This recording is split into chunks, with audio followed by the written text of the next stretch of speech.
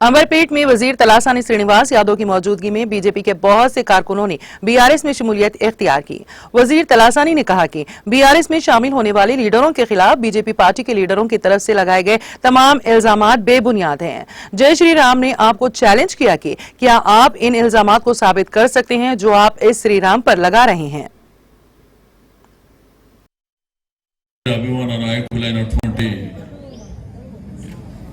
సోదరులు కాలేరు వెంకటేష్ గారికి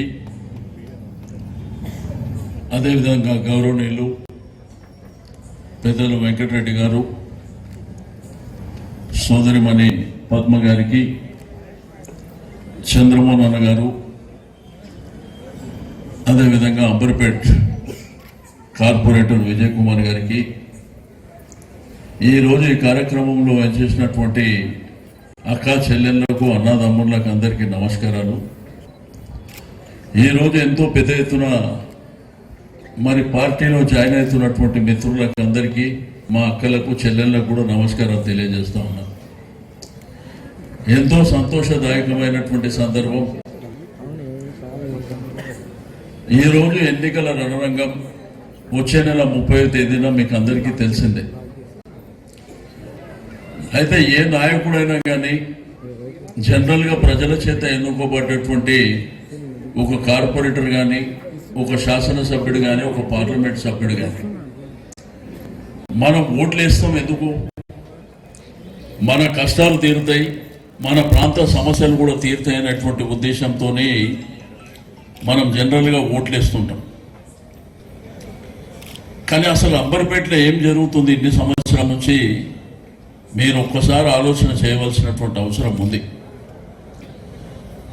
వెంకటరెడ్డి గారు మాట్లాడేటప్పుడు పద్మ గారు మాట్లాడేటప్పుడు వారి యొక్క కమిట్మెంట్ ఏందో ఈ అంబర్పేట కాకుండా యావత్ హైదరాబాద్ ప్రజలకు కూడా తెలుసు। మీరు ఏ కమిట్మెంట్తోని మరి పనిచేస్తారో కూడా ప్రజలందరికీ తెలుసు।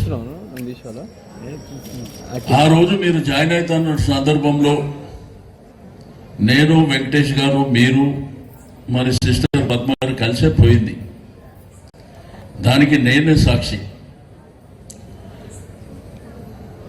మరి వాళ్ళు మాట్లాడితే జై శ్రీరామ్ అంటారు కదా, శ్రీరాముని మీద ఒట్టేసి రమ్మని చెప్పండి అంబర్పేట చౌరస్తాను, నేను ఒట్టేసి చెప్తా, వాళ్ళని కూడా రమ్మని చెప్పండి అంటే వాళ్ళేమో నీతిమంతులు వేరేళ్ళు అమ్ముడు పోయేటోళ్ళ। ఈరోజు వాళ్ళకి చెప్పడానికి కూడా ఆ నోరు ఎట్లా వస్తుందో కూడా అర్థం కానటువంటి పరిస్థితి।